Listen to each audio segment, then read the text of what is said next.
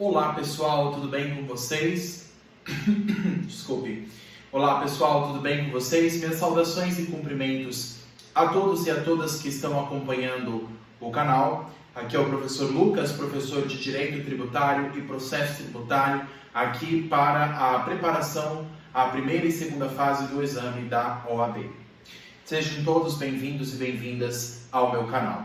Pessoal, continuando a nossa jornada de estudos das espécies tributárias, vocês estão percebendo que nós estamos estudando em cada aula as espécies. Na aula passada, nós estudamos as taxas. Hoje, nós vamos estudar as contribuições de melhoria. E em cada aula, eu vou estudar cada uma dessas espécies. Mas, professor, em relação aos impostos, você não vai tratar sobre eles?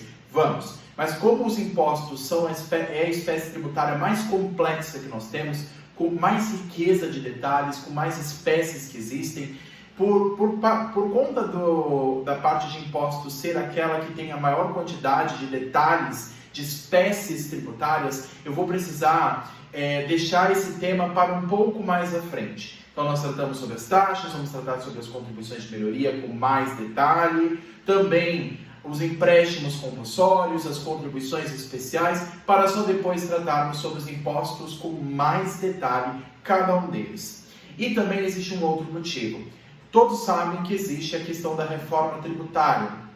E a reforma tributária, a aprovação dessa proposta de emenda à Constituição, que, se não me engano, a proposta de emenda 45, que foi aprovada pelo Senado, essa vai alterar algumas espécies de impostos, mas nós vamos falar sobre ela mais à frente, com mais detalhes, e o que a OAB vai cobrar em relação a essa mudança, se ela vai cobrar todos os aspectos da reforma tributária, ou só alguns, ou ela vai deixar para os próximos exames. Então, por ser um tema mais delicado, eu resolvi deixar para mais à frente. Mas esses temas que nós estamos tratando, taxas, contribuições de melhoria, caem muito também e não foram alterados pela reforma tributária. Por isso que eu estou dando prioridade a eles, para que depois nós tratemos com mais detalhes os impostos. Tudo bem? Hoje o tema da aula 6 será sobre uma nova espécie de tributos, que são as contribuições de melhoria. Pessoal, essas contribuições de melhoria caem bastante, principalmente em primeira fase. E eles perguntam quando que é cobrada essa contribuição, qual que é a sua hipótese de incidência. Quando que se fala em contribuição de melhoria? O nome já diz, é uma contribuição sobre alguma melhoria, sobre algum acréscimo, sobre algum melhoramento, sobre algo que foi percebido pelo contribuinte que acarretou um benefício para ele, algum acréscimo, algum enriquecimento, alguma melhoria. E em virtude disso, que será cobrada a contribuição de melhoria. Então, comecemos daí, com essa ideia de melhoramento, de aprimoramento, e com base nisso, com base nesta hipótese, é que incidirá a contribuição de melhoria. Mas com mais detalhes, o que é este tipo de tributo? Quais são as suas características? Qual é a sua natureza jurídica? Vamos lá. Pessoal, existem alguns aspectos que eu gostaria de destacar com vocês. O primeiro deles é a sua previsão constitucional. Artigo 145, inciso 3 da Constituição. Não sei se está aparecendo aqui para vocês, pessoal. Como eu estou ainda ajustando a filmagem, se ficar muito turvo ou ficar muito pequena a letra, vocês me avisem, tá bom? Mas aqui está escrito o artigo 145, inciso 3 da Constituição Federal. E eu coloquei aqui embaixo, no tópico, que é um tributo de competência comum. Ou seja, assim como as taxas, as contribuições de melhoria podem ser cobradas pelos 4 entes federados. Lembrem, a União, Estados-membros, os municípios e o Distrito Federal. O governo federal pode cobrar contribuição de melhoria, assim como o Estado de São Paulo também pode. A Prefeitura da cidade de São Paulo também pode. O Distrito Federal também pode. Então, um tributo que tenha a sua conjuntura, que tenha a sua formatação compatível com os 4 entes federados. Todos os entes federados, União, Estados, municípios e o Distrito Federal, esses 4 entes políticos podem cobrar igualmente contribuições de melhoria. É claro que quem vai cobrar é quem efetuou essa melhoria. Se foi a prefeitura que causou algum melhoramento ou algum acréscimo, ou que gerou algum benefício ao contribuinte, não vai ser, obviamente, o governo do Estado que vai cobrar essa contribuição. Da mesma forma, se foi a União, quem vai cobrar essa contribuição não vai ser o Estado. Ou seja, quem cobra a contribuição de melhoria é aquele que estabeleceu a relação com o contribuinte. Mas qualquer dos entes políticos pode cobrar se aconteceu esse melhoramento, se aconteceu essa hipótese de incidência. Então, União, Estados, municípios e o Distrito Federal, de competência comum. Depende de uma obra estatal. Para que haja a cobrança dessa contribuição de melhoria, tem que haver uma obra do poder público. Não adianta ser uma obra privada. Eu moro num condomínio. E nesse condomínio foi construído um parque para crianças, uma área verde. E isso gerou a valorização dos imóveis que estão nesse condomínio. Pode ser cobrado contribuição de melhoria nessa hipótese? Claro que não. Porque essa obra não foi uma obra pública, foi desenvolvida pelo condomínio, por um ente privado. Aí o condomínio que vai cobrar dos moradores esse acréscimo. Mas isso é lá no direito civil, isso envolve o direito privado, não nos interessa aqui. Para nós do direito tributário, que estamos no direito público, na família do direito público, o que nos interessa é, houve uma obra do ente público. Quando eu falo ente estatal, eu falo no sentido lato sensu, ou seja, quando eu falo Estado, eu me refiro à União, Estados, municípios, Distrito Federal, um ente público. Então, o ente estatal praticou uma obra, esse é um dos fatores para se cobrar a contribuição de melhoria. Tem que ser uma obra pública. Mas não basta ser apenas uma obra, apenas por construir. Tem que ser também, pessoal, tem que ter como uma consequência acrescida a esta obra, um melhoramento. Eu vou citar um exemplo aqui próximo, aqui na cidade de São Paulo. Pessoal, na cidade de São Paulo, vocês sabem que é uma cidade que tem várias rodovias, várias pontes, vários edifícios, praças. É uma cidade grande, então tem várias construções que a prefeitura realizou. Mas nem todas essas construções, nem todas essas obras geraram como consequência o melhoramento dos imóveis. Vou citar um exemplo. A Prefeitura de São Paulo construiu no centro da cidade aquele chamado Minhocão. Não sei se vocês já conhecem aquela região ali.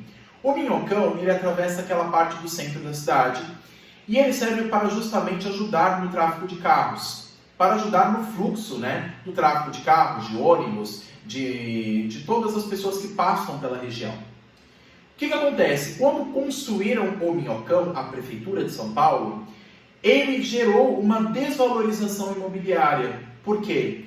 Porque como consequência dessa obra, começou a surgir naquela região muitas pessoas que começaram a utilizar aquela região aqui debaixo do viaduto, começaram a utilizar aquela região ali para tráfico de drogas, para cometer crimes. Então houve uma desvalorização imobiliária decorrente disso. Houve um crescimento do crime, houve um crescimento da desordem urbana naquela região ali, no aspecto da segurança pública, e isso resultou na desvalorização imobiliária daqueles prédios que estão em volta do Minhocão. Então, o que acontece? Ali a prefeitura não pode cobrar uma contribuição de melhoria. Ela, claro, construiu aquela obra pública, mas não basta só construir uma obra pública. Tem que gerar como consequência esse melhoramento, esse acréscimo, essa valorização imobiliária. Como não foi o caso do Minhocão, a prefeitura não pode, inclusive, cobrar essa contribuição de melhoria por conta dessa obra. Agora, vamos supor um outro exemplo que já aconteceu na cidade. A construção de estações de metrô, de linhas de metrô, novas de metrô. A linha amarela, que tem lá em São Paulo, que é uma iniciativa público-privada, uma parceria público-privada. Ali, houve uma valorização de vários bairros da cidade. Foi praticada uma obra pública, que resultou como consequência um melhoramento, um aprimoramento, uma valorização dos imóveis ali em volta. Nesse caso, a prefeitura poderia cobrar contribuição de melhoria? Pode. Então é um exemplo de uma contribuição de melhoria. Não basta só construir uma obra pública, deve gerar como consequência esse melhoramento.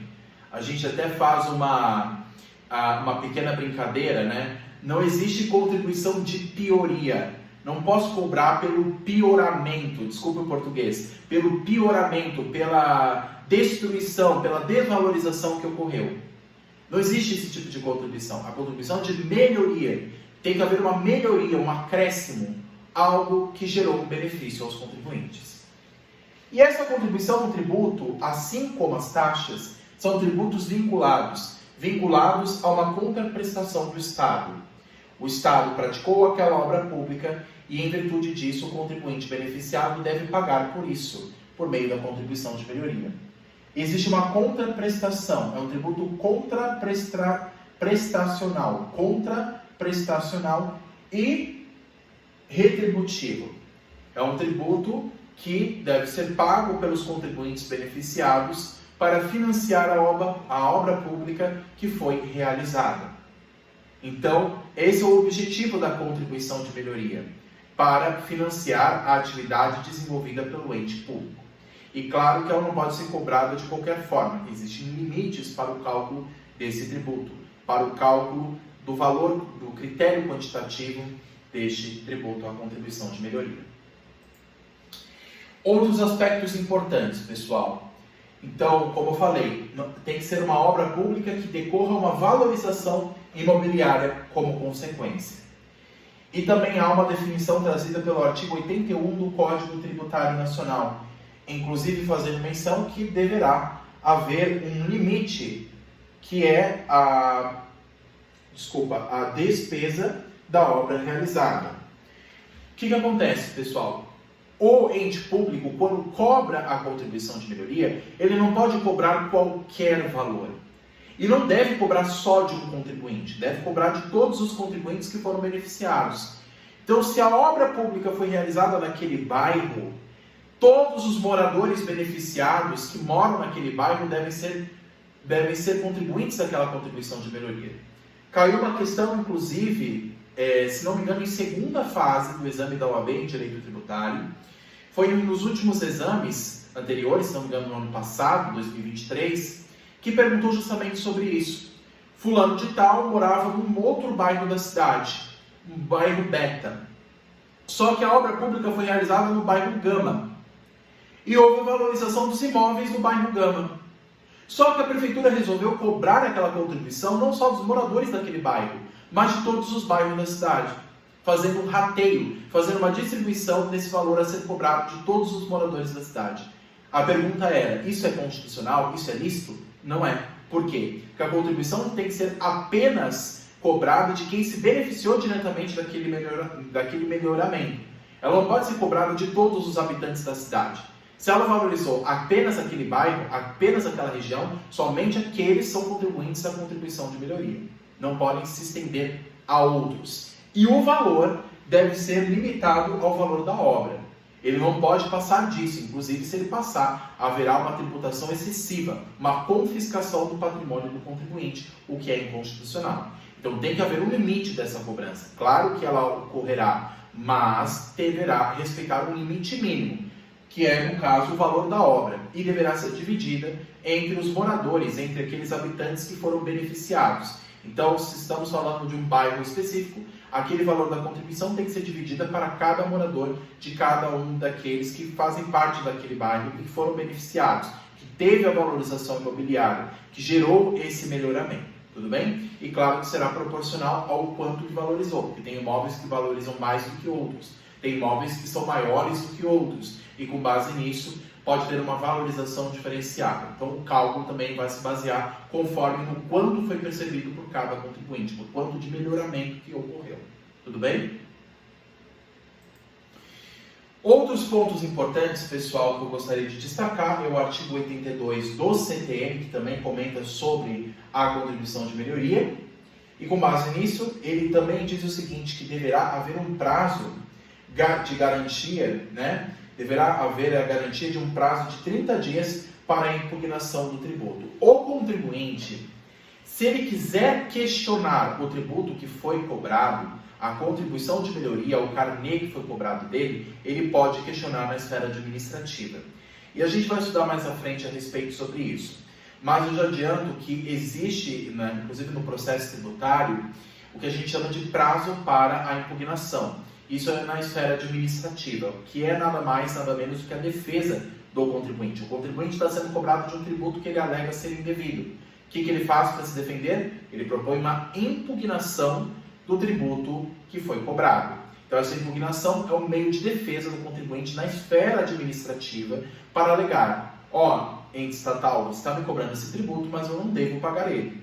E existe um prazo para ele propor essa impugnação, essa defesa, que é o prazo de 30 dias, conforme o artigo 82 do CTN, o prazo de defesa.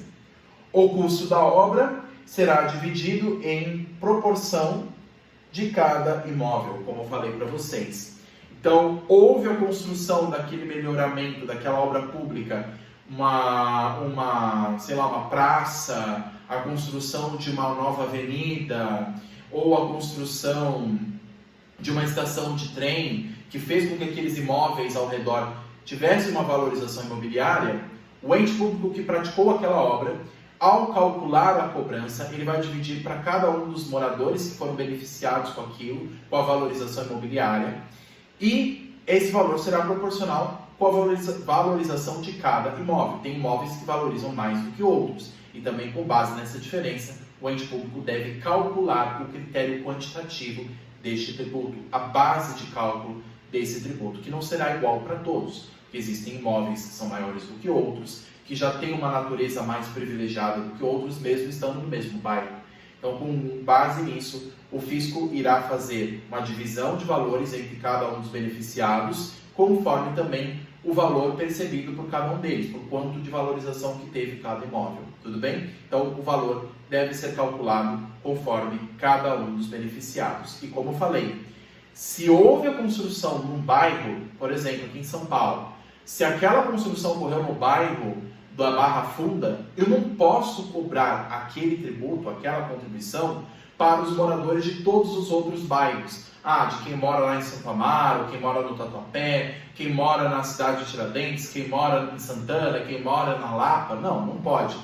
Se ocorreu naquele bairro, naquela região, somente aqueles que foram beneficiados que deverão pagar e que são contribuintes desta contribuição de melhoria. Tudo bem?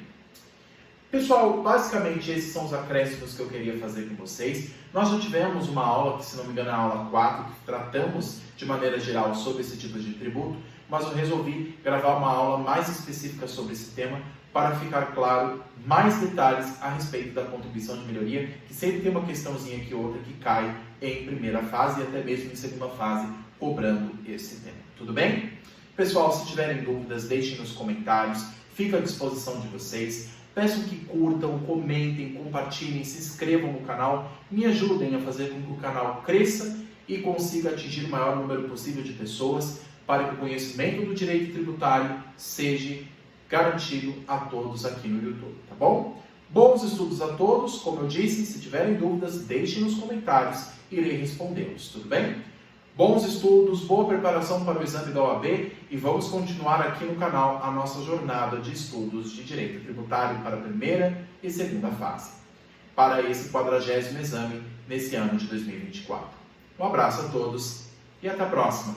Tchau, tchau.